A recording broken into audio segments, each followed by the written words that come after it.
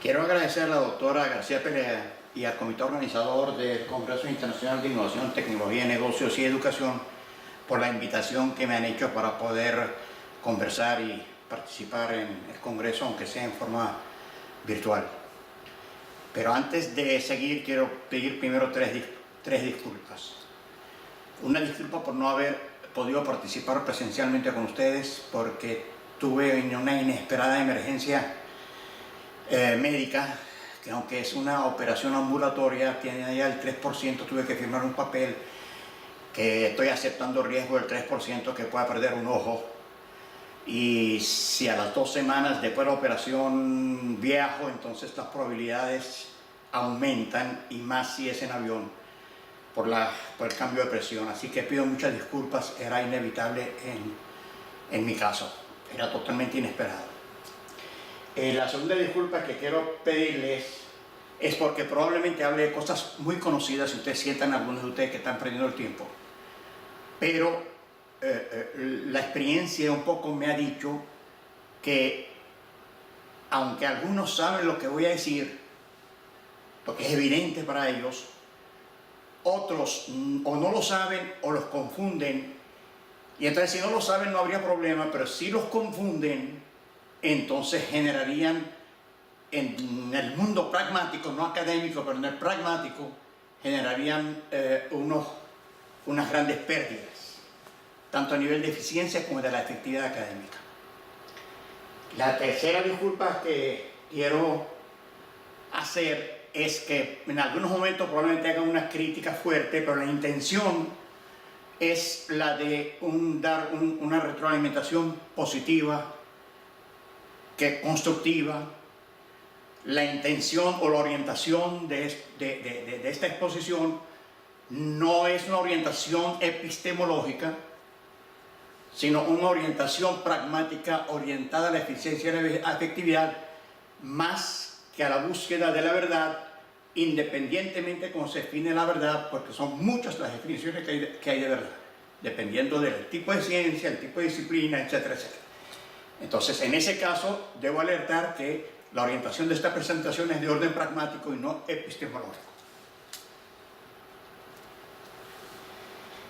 Debo empezar a decir que ya van a ver por qué las palabras que ustedes escogieron me han inspirado y van a inspirar a mucha gente, especialmente si se relacionan entre sí con relaciones recíprocas que puedan permitir ciclos de retroalimentación y proalimentación, es decir, ciclos cibernéticos. Si esto es verdad, yo no digo que sea verdad, entonces tendríamos 6 relaciones de A2, 4 relaciones de A3 y una relación de A4, lo que hace 4 relaciones con una potencialidad, iba a decir gran, y quité la palabra gran, para mí es gran potencialidad cibernética de crear sinergias.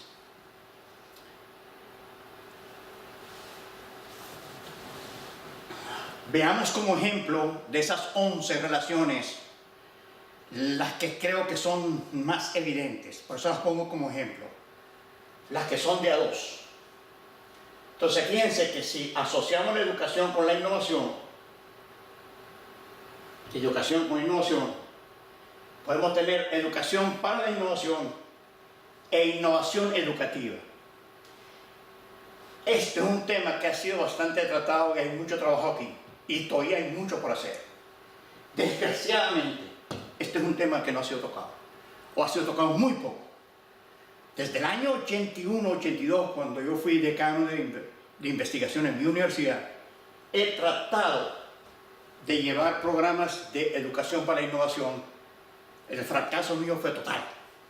Y todavía no he visto eso en mi universidad, y lo he visto en muy pocas universidades de Latinoamérica.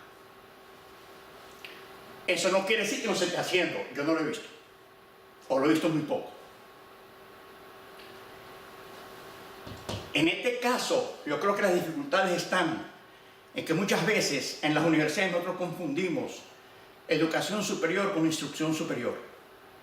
Entonces, cuando nosotros damos instrucción superior, creyendo que estamos dando educación superior, es muy difícil la educación para la innovación, porque aquí hay poca instrucción.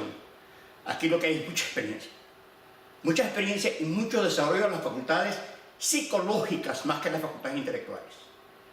Y la educación, en mi opinión, requiere tanto del desarrollo de las facultades intelectuales como de las facultades psicológicas, porque estar preparado para la vida requiere de ambas facultades y no solamente las que nosotros tendemos a desarrollar en las universidades. Por eso que en mi opinión, y subrayo lo de opinión, y tengo un artículo en inglés largo para eso, la educación superior, desgraciadamente, en muchas universidades, incluyendo las de los países desarrollados, se ha vuelto instrucción superior. Eso no está haciendo tanto daño a los países desarrollados porque hay una industria que terminan de darle la educación y la preparación que necesitan. Desgraciadamente en nuestros países no es así. Así que en nuestros países es donde está urgiendo atender la educación para que sea algo más que instrucción. Un segundo ejemplo es relacionar la educación con negocios.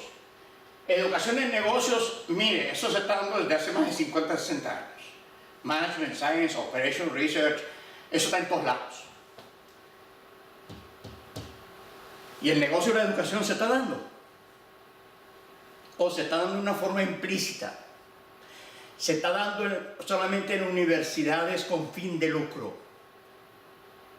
¿Por qué no vemos a la educación como un negocio sin fin de lucro?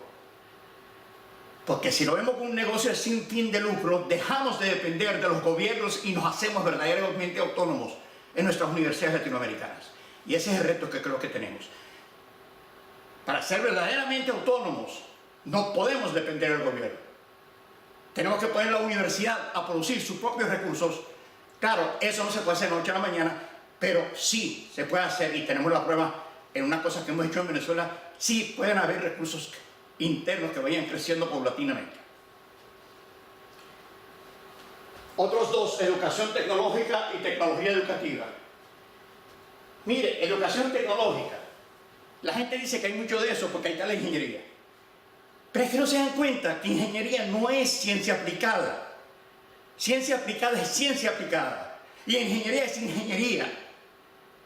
La relación que hay entre ciencia aplicada y ingeniería es que a veces la investigación aplicada es insumo de la ingeniería. Pero inclusive en las veces en las que es insumo de la ingeniería requiere de muchas otras cosas además de ciencia aplicada para que sea ingeniería. Y eso es lo que no se ve con la frecuencia que debe haber en nuestros países. Tecnología educativa, de eso hay mucho. De eso hay mucho trabajo bueno, muy bueno, y la pendiente va mejor, cada vez mejor en tecnología educativa. Innovación tecnológica. Hay mucho en nuestros países. Lo que pasa es que uno a veces se pone a pensar si eso que llamamos innovación tecnológica es innovación tecnológica. Lo vamos a ver en unas láminas que más adelante para que vean que lo que nosotros llamamos innovación tecnológica no es innovación tecnológica. Tecnología innovadora, muchos, por ejemplo, la informática, por ejemplo, la internet. Entonces de eso hay mucho. De eso se supone que hay mucho, pero en mi opinión no hay mucho porque no se está manejando el concepto como debe ser. Innovación en los negocios, caramba, es donde está la innovación. Tanto en los países desarrollados como en los países no desarrollados. Ahí es donde está la innovación. Y el problema que tenemos en nuestros países es que las universidades todavía no han logrado hacer un puente adecuado para que sus investigaciones y actividades académicas ayuden a las empresas y a los negocios a generar innovaciones. Tecnología innovadora, ya hemos dicho que hay mucha innovación de los negocios. El negocio de la innovación. Bueno, ejemplo del negocio de la innovación es Apple. ¿Qué mejor negocio que este? Otro ejemplo de los negocios de la innovación es Amazon. Y así para ustedes contar, hay muchos ejemplos. Desgraciadamente, de nuevo, en nuestros países no se hace tecnología basada en la innovación como se hace en los países desarrollados. Y ese es un problema que tenemos que afrontar seriamente. Tecnología de los negocios.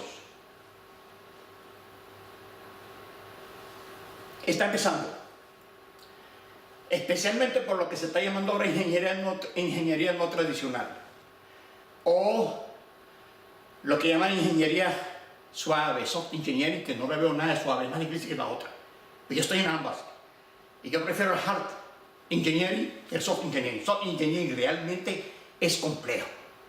Déjame darle un ejemplo. Ingeniería de las organizaciones, ingeniería financiera, ingeniería económica. Mire, el ser humano vive haciendo ingeniería sin darse cuenta que lo está haciendo. Lo que hace falta en nuestros países es hacer cada vez más explícita esa ingeniería que no está aún en las universidades, porque lo que tenemos en las universidades es la ingeniería tradicional, que es muy buena, que es importante, pero que no es suficiente para el desarrollo de nuestros países. Negocios tecnológicos, ya hemos hablado de eso. Déjenme darles un ejemplo nada más de... Este es un ejemplo de lo que hay aquí. Y lo que vamos a ver es un ejemplo de esos 5 renglones. El caso de la educación y la innovación, que ya la adelanté un poco. Cuando aplicamos la educación a la innovación, tenemos lo que se llama educación para la innovación, que es lo que no estamos haciendo. Por lo menos que yo sepa, ni con la frecuencia que debe haberla para el desarrollo de nuestros países. Innovación educativa sí se está haciendo y bastante. Y está teniendo muy buenos resultados. Si además de hacer esto, hacemos esto, mire, las posibilidades se hacen inimaginables. Porque pueden surgir, si eso está bien diseñado, pueden surgir lazos de cibernéticos de corregulación, en donde esta regula esto y esta a través de la retroalimentación negativa, y eso es lo más importante. Pueden surgir también retroalimentación positiva, que es coamplificativa, en donde gracias a esto mejora, y gracias a esto mejora, y entonces entra en un círculo, una espiral prácticamente infinita de automejora, y de ahí están las sinergias entre esas dos actividades. Sinergias que en el enfoque sistema se llaman propiedades emergentes. Ahí van a surgir propiedades emergentes que todavía no sabemos cuáles son, pero que no están ni aquí ni aquí, sino están en la combinación cibernética de ambas actividades. Honestamente creo que eso está haciendo falta en todo el mundo. Solo que en los países desarrollados eso es deseable, muy deseable, porque acelera su desarrollo. En los países en vía de desarrollo, mi opinión es que eso es innecesario para desarrollar. Mientras nosotros no hagamos esto, yo honestamente no sé cómo podemos acelerar nuestro desarrollo para llegar al nivel de los países desarrollados.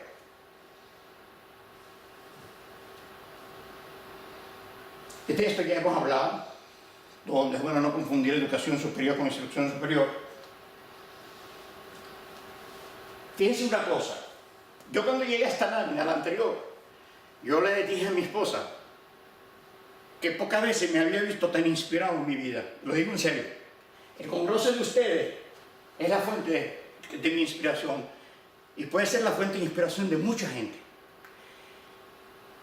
Porque entrar a analizar y reflexionar, análisis y síntesis, que es lo que podemos llamar reflexión, en cada uno de los 11 circuitos cibernéticos, eso puede ser un programa de vida. Entonces en ese programa de vida que hay que empezar a desarrollar, y si yo estuviera realmente retirado, jubilado, dedicaría lo que me resta en mi vida a eso. Pero es un programa que hay que empezar. No importa cómo termine, porque yo creo que eso no termina nunca. Pero hay que empezarlo. Pero mientras se avanza en ese programa general, yo creo que hay que atacar los puntos de urgencia en nuestras universidades y nuestros países en vías de desarrollo. Fíjense lo que está pasando en nuestras universidades. En mi opinión, de nuevo, pero una opinión basada en una experiencia de 35 años de estar dando clases y estar en la parte, muchos de ellos en la parte administrativa de mi universidad, como cuando fui decano, por ejemplo.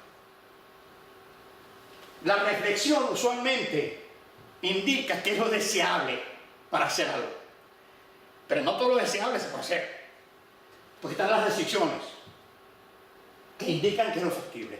Y aquí sencillamente lo que estoy aplicando es lo que ha sido mi doctorado, que es en investigación de operaciones, que hay una función objetivo, matemática la mayoría de las veces, hay unas restricciones expresadas matemáticamente la mayoría de las veces.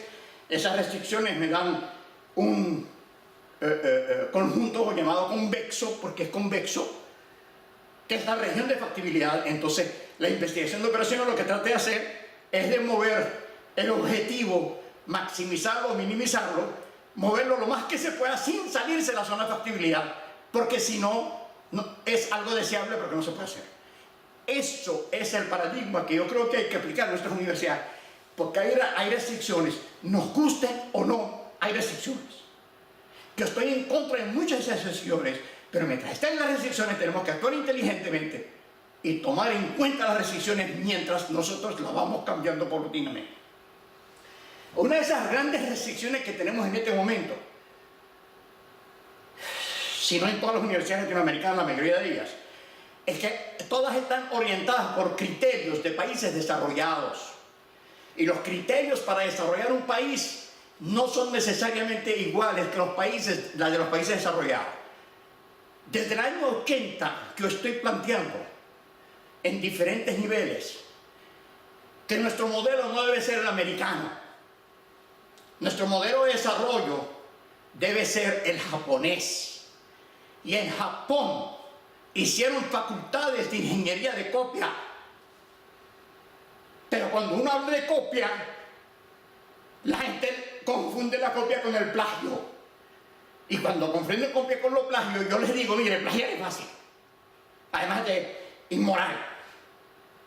Pero si usted cree que copiar es fácil, copie lo que quiera, cópieme este lápiz, cópielo. Copie esta computadora, copie este flujo. Copie lo que le dé la gana, compre este libro, copie lo que le da la gana. Y si usted logra copiarlo, entonces sí puede empezar a hablar, decir copiar es fácil. Pero mientras tanto, no hable tonterías, que copiar no es fácil. Y para eso Japón hizo todas unas carreras que se llaman de ingeniería de copia, que es la que la hizo desarrollarse. Claro, ya las universidades, cuando yo planteaba eso en la Universidad de Simón Bolívar, todo el mundo se me vino encima. Pero cuando en Silicon Valley a la ingeniería de copia del Japón la llamaron reverse engineering, entonces se transformó en una cosa de prestigio. Pero por amor de Dios, reverse engineering es lo mismo que ingeniería de copia. Lo que pasa es que cambió la palabra y se hizo prestigiosa porque la empezaron a utilizar la gente del Silicon Valley. Entonces, sea ingeniería de copia, sea ingeniería de reverso, por favor, creo que nuestras ingenierías, en nuestras universidades, deberíamos hacer algo al respecto, que hasta donde yo sé, no se está haciendo. Y mientras no se haga esto, difícilmente yo veo que podamos entrar en el mundo de la innovación. Estoy hablando de las universidades, no estoy hablando de los negocios. Estoy hablando del mundo de las universidades. Veo difícil entrar en el mundo de la innovación, sino a través de ingeniería de copia o algo similar.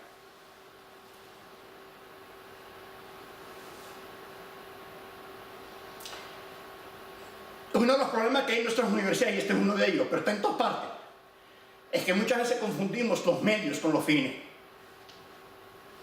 La publicación de impacto es un buen medio. Es una buena medida. Y como medida es medio. Ahora, ¿cómo se nos ocurre en las universidades confundir los medios con los objetivos?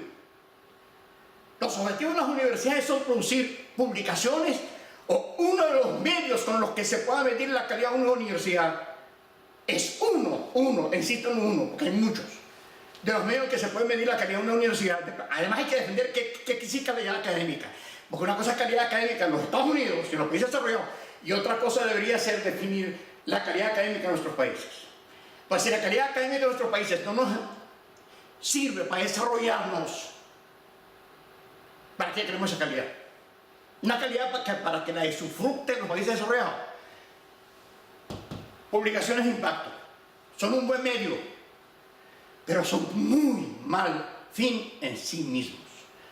Y muchos departamentos de nuestras universidades, desgraciadamente, tomaron esto como fin en sí mismo, y es más, el jefe del departamento se volvió un contable.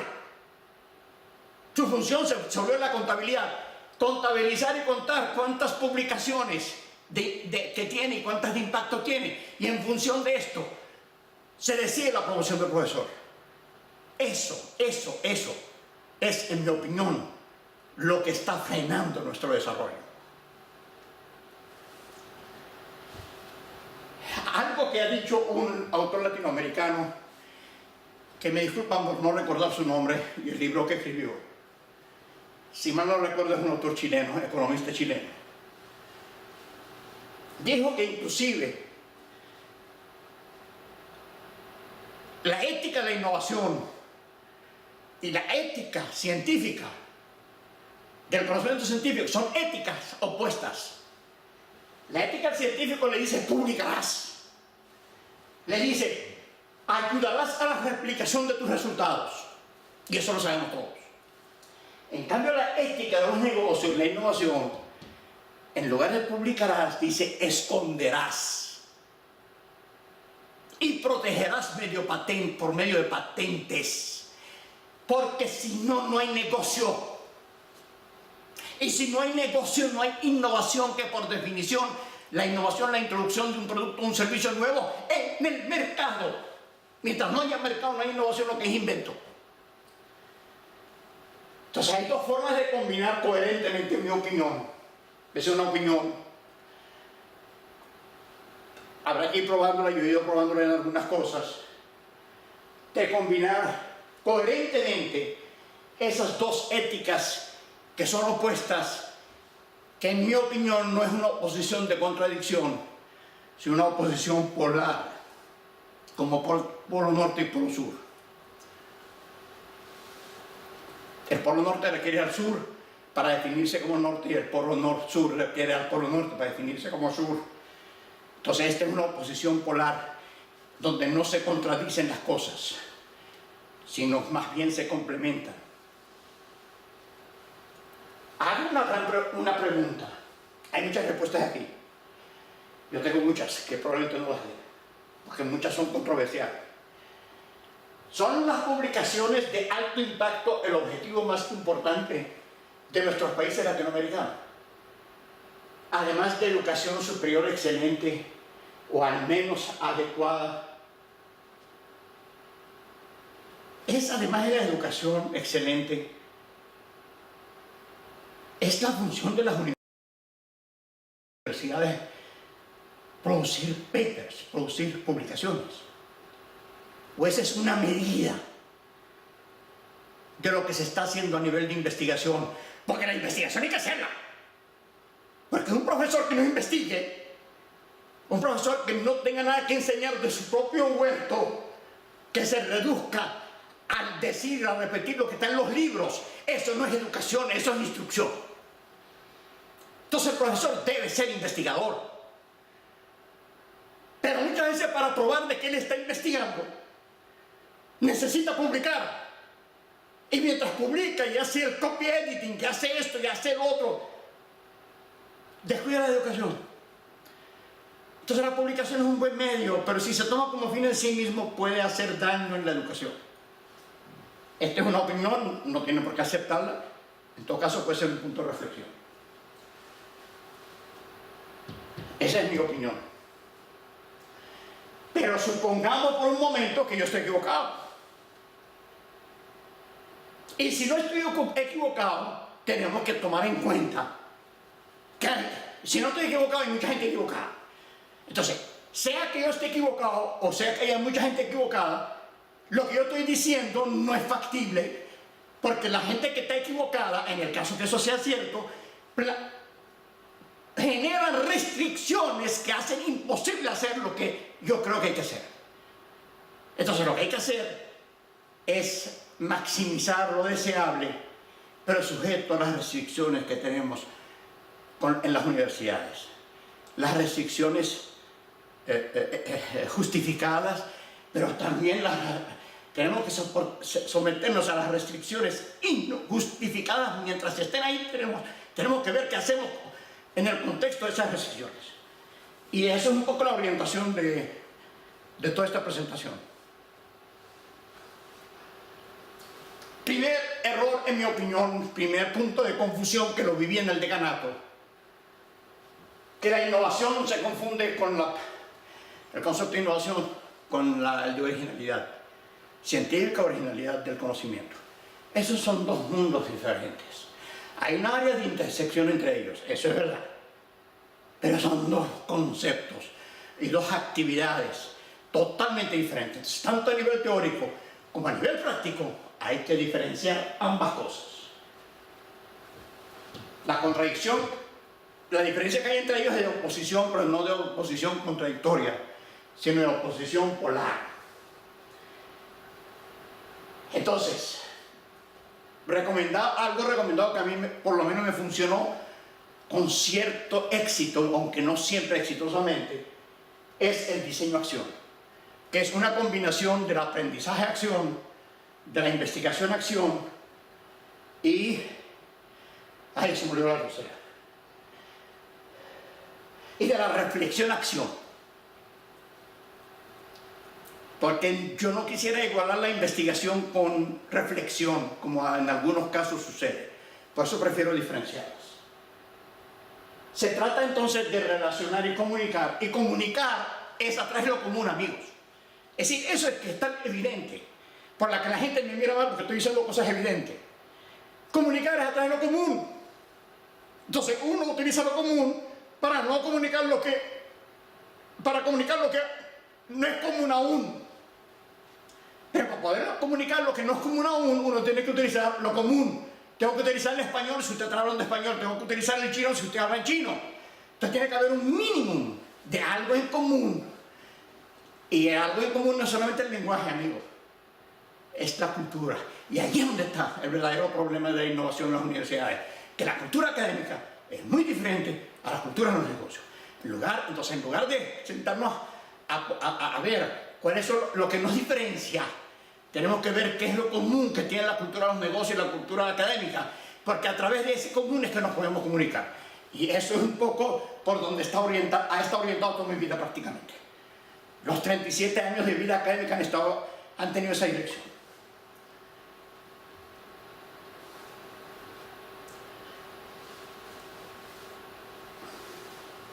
Creo que esto ya lo dijimos, como intersectado con las láminas anteriores.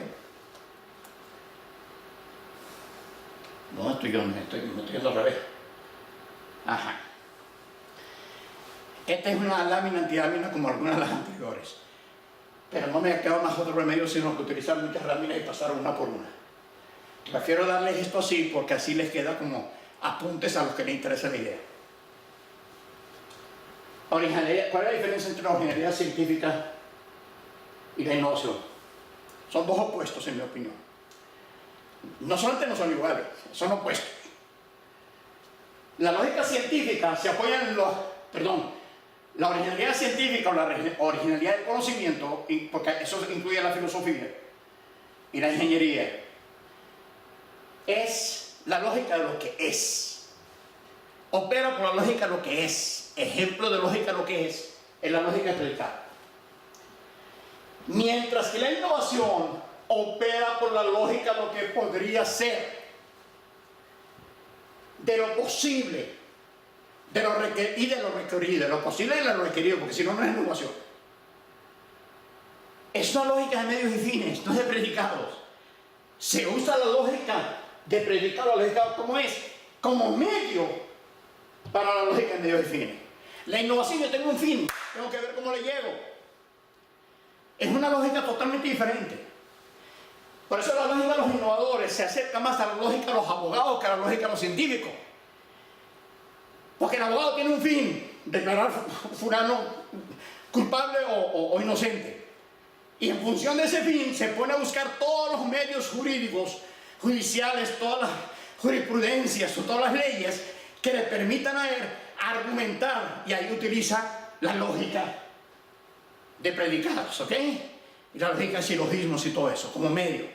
Pero como él opera en medios y fines, tiene el fin de declararlo culpable o inocente, pero entonces empieza a utilizar los medios, que son las leyes y las jurisprudencias, y ahí empieza su mente a procesar por la lógica de silogismos, la lógica de lo que es, la lógica de los predicados o lo que sea.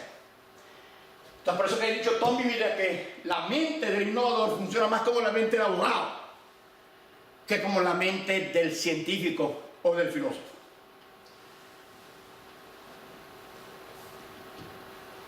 La originalidad científica descubre lo que existe. La innovación se apoya en invención de lo que aún no existe, pero que podría existir. Opuesto no es opuesto. Esto genera nuevo conocimiento. Esto genera nuevo valor. Muchas veces para generar el valor no hace falta generar nuevo conocimiento, amigos. Y ese es el problema que tenemos en las universidades. Yo puedo dar un ejemplo. La hoja de cálculo de los contables, la hoja de cálculo de la doble columna que tienen los contables, eso es tan viejo como los fenicios. La doble columna en la contabilidad la inventaron los fenicios hace más de 2500 años. Pero a alguien se le ocurrió agarrar esa hoja y ponerla en una hoja electrónica. Y eso es lo que se llama la hoja electrónica. Que de paso no solamente fue una innovación fenomenal, sino que hasta generó nuevos conceptos, porque el primer sistema de soporte de decisiones fue usando la hoja electrónica, porque permitió hacer preguntas what if. Entonces no solamente fue una grandísima innovación que no tiene nada de original, sino que permitió crear ideas originales como el sistema de soporte de decisiones. Eso está apoyado en el mundo natural o social, algo que está dado, mientras que esto está orientado por el mundo artificial, algo que no existe aún. El diseño aquí, el diseño es de experimentos, y después del diseño de experimentos viene la observación del experimento. En cambio aquí el diseño es relativo a la idea nueva, y lo que viene después es ejecución, no es observación. Sin ejecución no hay innovación, amigos. Por definición de innovación, porque es un concepto económico. Innovación no es un concepto científico, es un concepto económico. La acción experimental en función del pensamiento, eso pasa en la ciencia. Es la acción en función del pensamiento. La acción para ayudarme a pensar. En cambio, en la innovación es al revés. El pensamiento está en función de la acción. Es al revés. Orientada por lo que se entienda por verdad científica. Ya lo dijimos antes, porque hay muchas verdades científicas de acuerdo a cada disciplina, de acuerdo a cada perspectiva epistemológica. Mientras que esto está orientado no a la verdad científica, sino a lo útil, al valor. Si la utilidad está en una falsedad, que es el caso extremo, es una innovación. El caso extremo que no existe. Está orientada por lo que se llama en el enfoque de sistemas, la verdad pragmático-teleológica. Pragmática porque se da en la acción, no se da en fórmulas. Teleológica porque es verdad en la medida que el telos, que es el objetivo, sea alcanzado. Si no, no hay verdad. Si mi objetivo no fue alcanzado. Esto genera artículos y publicaciones. Esto genera productos, servicios y metodologías nuevas. Esto está orientado por la especialización y la comunicación intradisciplinaria. Eso está orientado por la diversificación y la comunicación interdisciplinaria, porque son muchas las disciplinas que hacen falta para poder sacar una innovación adelante. Algunas de ellas son, y muchas veces los profesores tendemos a no saber o a no querer o a despreciar esto, el mercadeo. Porque si no mercadeamos el producto nuevo, cómo lo vamos a vender. Y si no se vende, no hay quien lo use, eso no es una innovación, eso es un invento. Y hay gente que confunde innovación con invento. El invento se hace innovación cuando empieza a haber gente que lo use. Lo que empieza a hacer, dar valor a la gente o crear un nuevo mercado. Es lo que ha hecho Amazon. Está todo orientado por la... Perdón. Y como último, en esta lámina hay muchas más oposiciones. Aquí lo que dijimos antes, el plagio muy fácil. Mientras que la copia, amigos, es la cosa más difícil que hay. El que no me crea, que trate de copiar lo que quiera. Entonces dentro, como hay que atender a las publicaciones, porque nos guste o no están ahí, hay que atenderlas. Entonces vamos a tratar de ver cuáles son los dos dominios que tienen las publicaciones. Hay un dominio que es las actividades académicas que uno tiene que publicar, el impacto de sus actividades académicas. Pero hay otro que es el sector corporativo, que está en el orden de las centenas de billones de dólares de entradas anuales. Nos guste o no, eso es así. Cada una de esas empresas está del orden de los 10, 20 billones de dólares de entrada de revenue al año. Entre todas están en el orden de las centenas de billones de dólares, en donde la ganancia que menos se produce es el 30%. Esas son las publicaciones.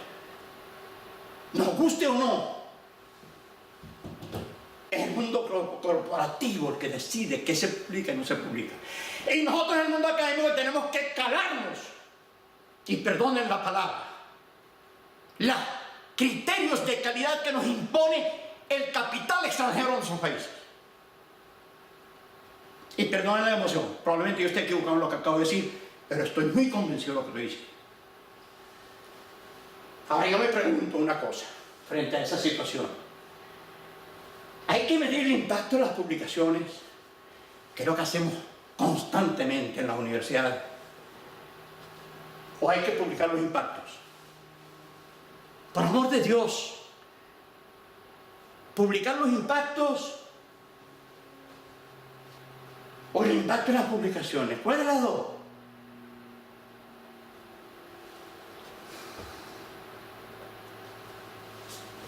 ¿Se hacen las publicaciones primero y viene el impacto después? ¿Que es el sistema tradicional, el que ha impuesto al mundo corporativo los billones de dólares? Y claro, el impacto lo miden como ellos le dan la gana, lo que más le beneficia a su bolsillo. Por la vía de las indexaciones, por la vía de las citaciones, y entonces para las citaciones empiezan a entrar los networking académicos, y empieza toda la distorsión y toda la corrupción que genera el confundir los medios con los fines. La publicación es un medio, un buen medio, pero es un mal fin. Y si se toma como fin, genera corrupción como la que se está generando. Mucha corrupción hay en el mundo de las publicaciones, en el peer review y en todo lo demás, que lo saben todos ustedes. Eso no se puede corregir ni se puede arreglar, porque la fuente está en una corrupción intelectual que es confundir los medios con los fines. O deberíamos hacer lo contrario, que es lo que conviene a nuestros países. Vamos a impactar el desarrollo de una región, el desarrollo de una universidad, el desarrollo de una comunidad, el desarrollo de una obra. Vamos a impactarla con una innovación y publicamos el impacto. Yo lo dejo en manos de ustedes para que ustedes, cada quien, pueda reflexionar sobre eso. Un rector en una universidad en la que está dando una charla similar, después que salí, porque el tema era innovación, me dijo: profesor, usted tiene toda la razón, 100% de acuerdo contigo, pero yo no puedo hacer nada de lo que usted está diciendo, porque a mí me están midiendo de otra manera para poder darme la parte económica que necesito para mi universidad. Usted tiene toda la razón, pero a mí me están mirando por el otro lado. ¿Qué quiere que haga? Digo: no, seguir lo que está haciendo y tratar de utilizar, quizás seguir haciendo lo que está haciendo, pero tratar de ver cómo agrega lo otro. Y si se agrega lo otro, tenemos esto. El impacto, hay que publicarlo. Y la publicación va a tener su impacto. Ahora yo les pregunto a ustedes, de acuerdo a cómo se está midiendo el impacto en las revistas, yo no estoy en contra de esa medida, cuidado. Yo le digo que estoy yendo a las conclusiones. Ustedes ya dirán que estoy equivocado. El impacto se está midiendo en el número de citaciones, ¿cierto o falso? ¿Citaciones de quién? Un venezolano escribe y está esperando que lo cite un americano. Está esperando que lo cite un ruso, un alemán, un inglés. ¿Usted cree que lo van a citar si si su trabajo está publicando un impacto que tuvo él en su comunidad? Hay una vía por la que se puede hacer eso, por el estudio de casos. Pero ¿cuántas conferencias y journals aceptan estudio de casos? Usted me va a decir a mí que todo el dinero que estamos gastando en nuestros países para producir publicaciones de impacto, ¿van a impactar a quién? En el mejor de los casos que sea impacto. En el caso de que la citación sea impacto, ¿está impactando a quién? A aquellas personas que están financiando mi investigación, que es el pueblo de mi país. ¿O están impactando a países ya desarrollados? Piensen en eso, por favor, un poco. ¿El impacto de quién? ¿De qué? ¿Y cómo se mide? ¿Y quién está decidiendo la medida de eso? Las grandes corporaciones multimillonarias que lo que están buscando son medidas que les suban sus beneficios, que son por lo menos un 30%. Ahora ya tengo un poco de preguntas que no pienso contestarlas, pero yo los invito a que reflexionen después en los paneles, con sus estudiantes, con sus colegas. El impacto. ¿Qué es el impacto? Vamos a seguir aceptando la definición de las corporaciones. ¿Impacto en quiénes o para qué? Si no hay un para qué quiero impactar? ¿Cuál es el tipo de impacto? ¿Es ético el impacto que hay actualmente para los contribuyentes de nuestros países, los que están sosteniendo nuestras universidades? ¿Es eso ético? Que ellos paguen para impactar a un tipo en Siberia, o a un chino, o a un americano. ¿Hay una componente emocional en eso? Sí, yo la tengo. No sé si ustedes la tienen. ¿Es eso epistemológico? Eso no tiene nada que ver con la epistemología. No tiene que ver nada con la verdad. Tiene que ver con los bolsillos de las corporaciones. ¿Es eso praxeológico? Mi respuesta es no. Porque no está orientado a la práctica para desarrollar nuestros países. ¿Quién o quiénes voy a impactar? Ya lo dijimos. La ciencia universal. Yo estoy de acuerdo. Pero es lo único que debemos hacer en la universidad, impactar la ciencia universal. La sociedad, ¿cuál? ¿La sociedad global? ¿O la sociedad de mi país? ¿O la sociedad de la comunidad que está alrededor de mi universidad? Impacto tecnológico, habrá que definir qué es tecnología, que la gente cree que está definido, pero no está definido bien. ¿Ha tenido impacto público Steve Jobs? Les pregunto, ¿ha tenido impacto Steve Jobs? ¿Ha tenido impacto Walt Disney? ¿Ha tenido impacto Edison? ¿Ha tenido impacto Ford? ¿Ha tenido impacto Bezos, el jefe de Amazon? ¿Han tenido impacto?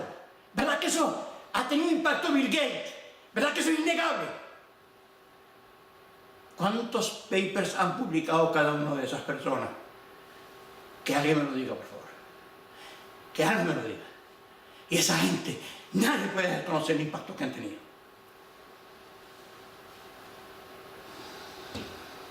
En cuanto a la publicación, hay muchas preguntas también. Cuando hablo de publicación, estoy hablando de público. ¿Cuál público? ¿Cuál público? A mí me lo tiene que definir. ¿El internacional? ¿El latinoamericano? ¿El nacional? ¿El comunitario? ¿El disciplinario dentro de una disciplina determinada? ¿O la interdisciplinariedad, que es lo que le está haciendo falta a nuestros países para poder hacer la innovación? ¿Científico o ingenieril? ¿Industrial o gerencial? es social. En mi opinión debe tener impacto social, definitivamente. Pero es una opinión. Y después, las publicaciones tienen que ser escritas o tecnologías para el público. ¿Publico o me oriento al público? Reflexionemos sobre eso. En las actividades académicas hay publicaciones formales, publicaciones escritas o formales, y por supuesto cuando uno da clase y cuando uno hace consultoría y cuando uno se reúne con las autoridades universitarias, uno está haciendo publicaciones orales, no quedan escritas, pero está publicando porque está orientándose a un público, e informales. ¿No sería bueno que esos dos tipos de publicaciones, las formales y las informales, estén relacionadas las unas con las otras? No se beneficiarían ambas con eso.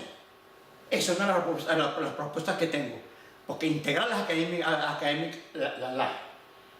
académicas se hace por acá, pero produce esto.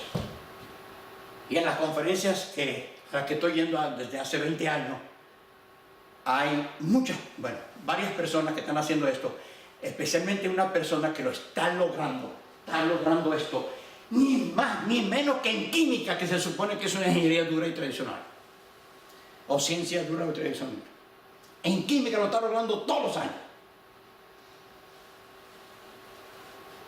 Si queremos integrar la investigación, los procesos de información a través de la enseñanza y los procesos de información a través de la extensión, porque la universidad tiene básicamente 3 procesos de información.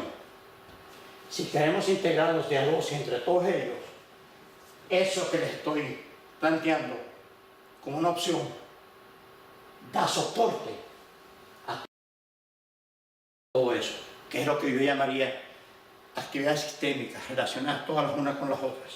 Actividades académicas sistémicas. Integración de educación e investigación. Esa es una cosa que se dice constantemente. Mi gran pregunta: ¿se está haciendo? ¿Se está haciendo con la frecuencia que debe hacerse? ¿Se está haciendo con la intensidad que debe hacerse? Creo que no. ¿Saben por qué? Porque los criterios de promoción del profesor no están basados en eso, están basados en publicaciones nada más. Entonces el profesor investiga y educa, pero no relaciona. Porque la relación le requiere tiempo, que es tiempo que le están quitando para sentarse a escribir el paper. Y mientras nosotros no relacionamos cibernéticamente la investigación con la educación, difícilmente la educación es educación.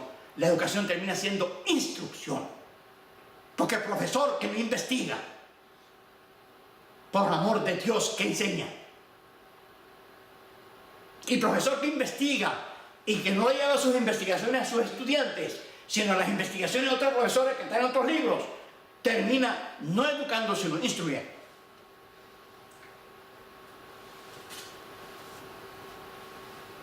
Aquí esta lista puede ser infinita, esto es una antilámina, la dejo para que quede de apuntes. Es un poco lo que hemos dicho hasta ahora.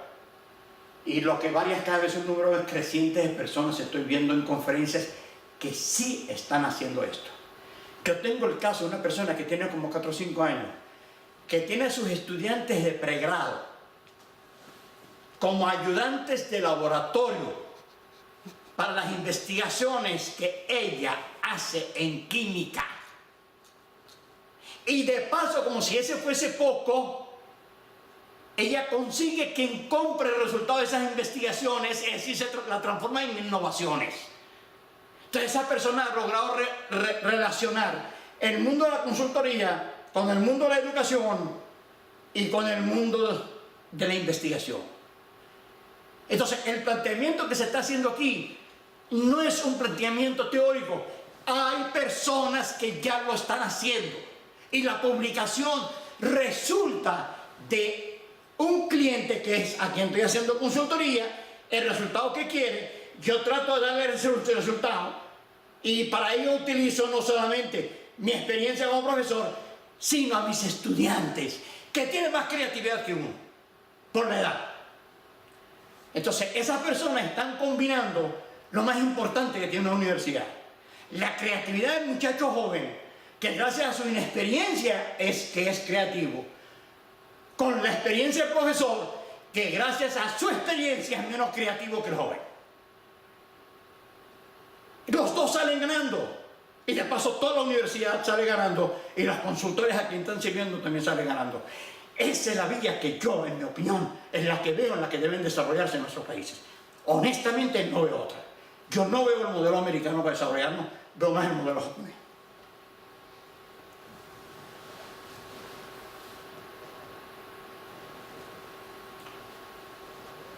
Esto produce publicaciones. Si yo logro encadenar una serie de materias la una con la otra, de manera que al año, a los 2 años, produzca un paper, porque hace falta producir el paper, porque si no, no me suben el sueldo. Pero para aquellos profesores que no están dando varias materias al mismo estudiantado, hay este modelo que en cada vez que den una materia genera información informal en blog, en grabados en video, grabadas en audio, etcétera, etcétera, informales. Y después de varias vueltas, digamos un año, varios semestres, esa publicación informal puede producir la publicación formal, que es la que requiere la universidad para medir mi efectividad y eficiencia académica.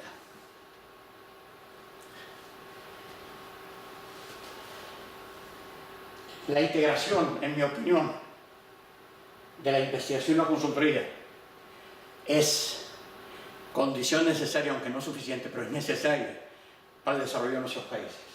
Y este es un diagrama que hemos presentado en una serie de conferencias, las traigo de ahí,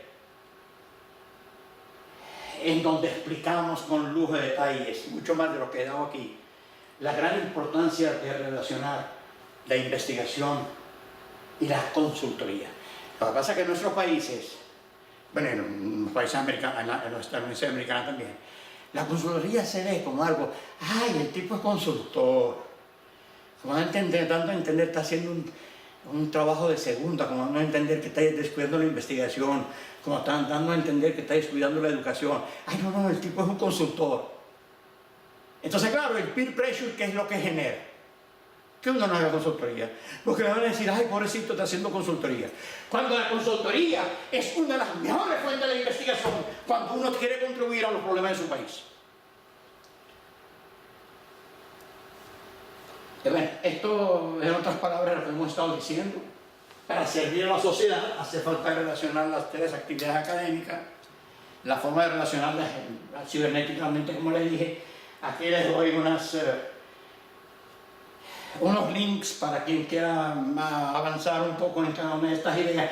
Y aquí con eso quiero terminar, aunque después tengo un lote de láminas, que es el ejemplo venezolano, como hicimos todo eso, que ha sobrevivido los 17 años de instrucción que hemos tenido en Venezuela, ha sobrevivido, que es un puente que creamos, que logra combinar la cultura académica, es un puente entre la cultura académica y la cultura de los negocios.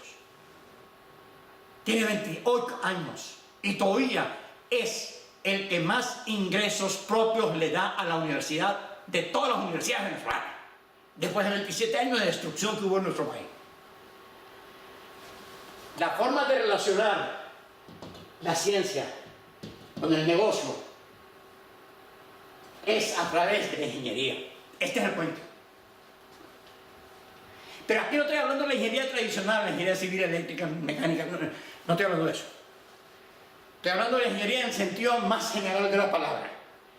Estoy hablando de ingenierías no tradicionales, que ustedes se meten en Google y van a encontrar que casi son la cuarta parte, el 40% de todos los renglones que aparecen en la materia de ingeniería. Ingeniería organizacional, ingeniería financiera, ingeniería económica, ingeniería del desarrollo, ingeniería de políticas nacionales. Todo eso es ingeniería. Mire, amigos, ustedes, los organizadores de esta conferencia, en forma implícita, ustedes han sido ingenieros organizacionales, porque ustedes han diseñado, y han implementado, y han puesto en marcha, y le está funcionando la organización de una universidad. Eso es ingeniería organizacional. Entonces ustedes pueden ser químicos, eléctricos, no importa, pero en forma implícita ustedes han hecho ingeniería. Porque ustedes han concebido cómo quieren ser la conferencia y a dónde quieren ir y cuál es la temática. Hicieron todos los diseños de los procesos, de los procedimientos, de las fórmulas, de los formularios, de las invitaciones que terminan en su exitosa conferencia. Eso es ingeniería organizacional. Entonces, en ese sentido de la ingeniería, que no es solamente la ingeniería tradicional, sino las nuevas ingenierías que vienen de 20 años para acá, es que estoy usando aquí el concepto de ingeniería. Y es la que termina enlazando a la ciencia con la industria, y producto de todo esto es la innovación. Mientras no lleguemos a la industria, no hay innovación. Y yo creo que ahí está el alma, la esencia del congreso de ustedes. Muchas gracias por permitirme participar de esa manera, y pido de nuevo disculpas por no haber podido participar cara a cara con ustedes, porque es lo que más hubiera deseado, porque se gana mucho más en la interacción informal en los cafés sobre las cosas que se han dicho que con lo que se dice, porque esta comunicación de un solo lado se transforma en las relaciones informales en comunicaciones recíprocas de ambos lados, que generan circuitos cibernéticos que nos beneficiaría a ustedes y a mí. Si algo he ganado yo de las conferencias es lo que se habla en el café, en la hora del café, en las conversaciones informales. Hay que ver cómo uno se nutre en esas conversaciones informales. Así que muchas gracias, y de nuevo pido disculpas por no haber participado en forma cara a cara con todos ustedes. Gracias.